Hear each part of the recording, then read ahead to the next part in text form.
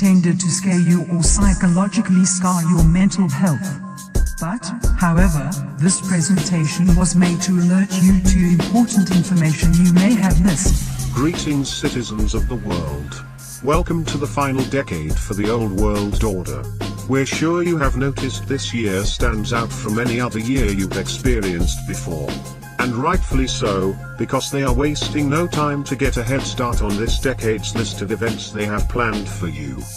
Between 2020 and 2030 there is a global plan to aggressively remove humanity from its usual activity and reform every detail of its existence. This plan is called Agenda 2030, and it is not a conspiracy theory but an officially published document by the United Nations which you should most certainly take this free time you have gained now in lockdown to research and educate yourself on. Links will be provided in the video description below. Before we summarize the outline of Agenda 2030's goals, let us first highlight the things your government advanced with or have voted on to pass while the masses were heavily distracted with round-the-clock media panic streaks, and left suddenly at home struggling to find what to use for toilet paper. Make no mistake about it, the COVID-19 pandemic, otherwise known as the coronavirus, is a tool that is being used to help contain populations that were protesting against their governments or protesting broken treaties, which all were reaching a boiling point towards the end of last year. We have proof that exercises were taking place last year to prepare for the pandemic. We will link those documents below. In March of 2019, the Chinese government smuggled COVID-19 into their country on a ship from Canada, as they had infiltrated and taken the virus into their own custody with intentions to use it as a bioweapon. A link to learn more and discover the origin of the coronavirus will also be linked below.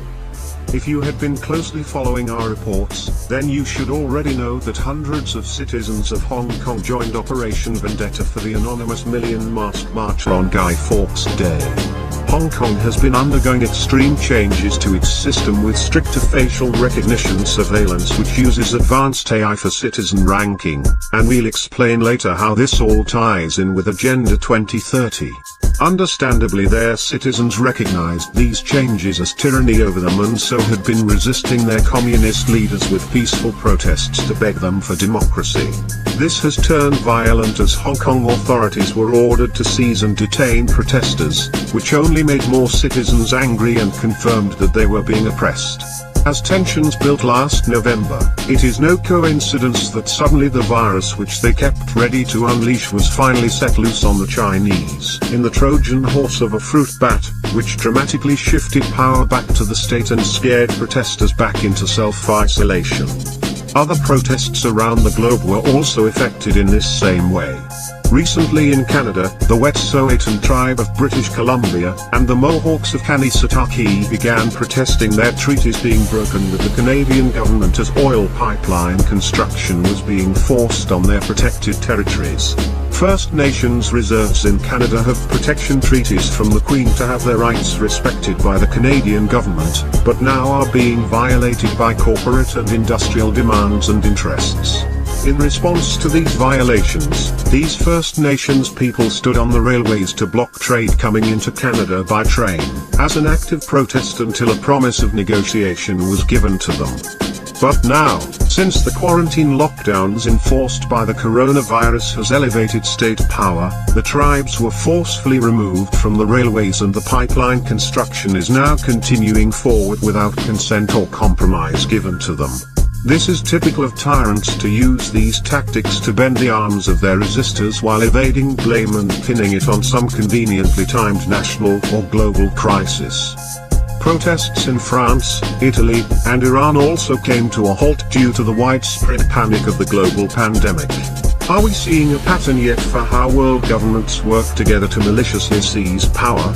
They all have ties to each other through trade and promise of deals to them if they comply. How could they resist when evil consumed their hearts from the beginning when power was first given to them?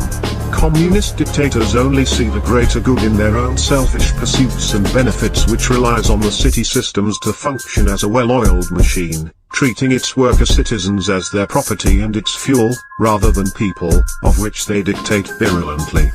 They will always lie and fight dirty to win over their will, using power plays on the people, because there is no limit to power for them. None of this can be an accident, the timing is too convenient and the benefits always go back to the global elite and ruling class. Additionally, they used the media distraction to divert attention to sneak in some more draconian laws to be passed. Here are some of the bills that were voted on while you all were scared and with your attentions kept preoccupied with a sudden threat to your security and livelihood. And I would say that they have a duty to sit back, watch, behave, wash their hands, stay in the apartment with mom and dad. They look like they're lucky to have you as a father. And just learn from it. The stay-at-home enforcement is a psychological practice run, which, in essence, lightly mimics introverted living, preparing millennials to cope with self-containment the way they will be held in FEMA camps. They are also using this chance to test out universal basic income, while preconditioning everyone to psychologically get used to the system failing, so that everyone will be mentally stable when the big one hits, and will be expecting their rescue. The Corona simulation seeks to condition you to value authority as trustworthy and helpful to coexist with and live under in a state of emergency.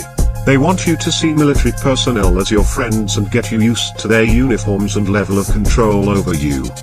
The sum of all of these changes happening at once are presets for Agenda 2030, which, referring back, is a plan to reset society and reboot it to a dramatically different system, which requires the old system to be destroyed. A new system which seeks to spy on every citizen's daily actions, with even more stricter surveillance to rank all citizens as the Chinese do to their people. A system which seeks to eliminate cash and property ownership, and go completely digital using RFID microchip hand implants to replace credit cards. A system which seeks to eliminate all classes, personal belongings, and assets, while promising to treat everyone to the same shared experience of life under a socialist utopia, gifted to you by Big Brother and the all-watching eye of its tentacles of power. Agenda 2030 is not a utopia for those who value freedom, traditional family, and privacy.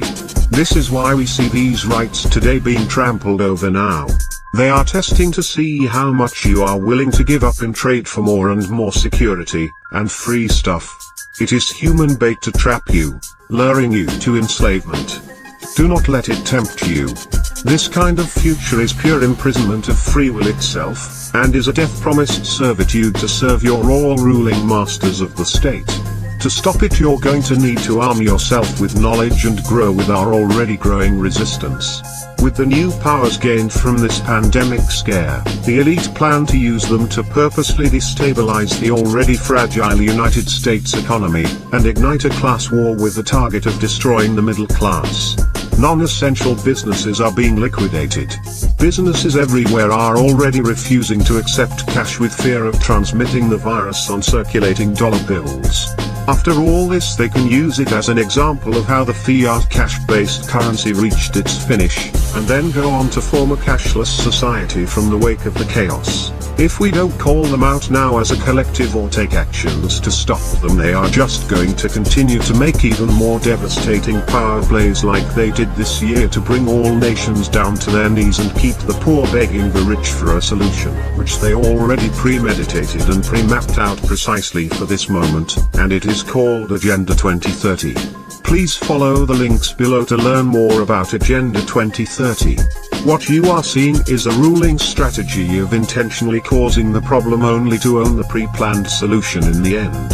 They wanted us to peacefully hand them this power with our belief in man-driven climate change. But now, since they saw the massive negative reactions and doubts to their climate change campaign they've ran for decades, they have now switched their methods to a more sinister plan to seize global control of all commerce and sovereignty. Please remain vigilant and do not trust the same people that used 9/11 to forge the Patriot Act in place. Stop trusting your presidents and prime ministers. They all have reserved hideaway spots in subterranean bunkers which they pledge allegiance for. They all are in on this together, and their MO is exactly the same each time they use it, and this should all be too familiar to you by now.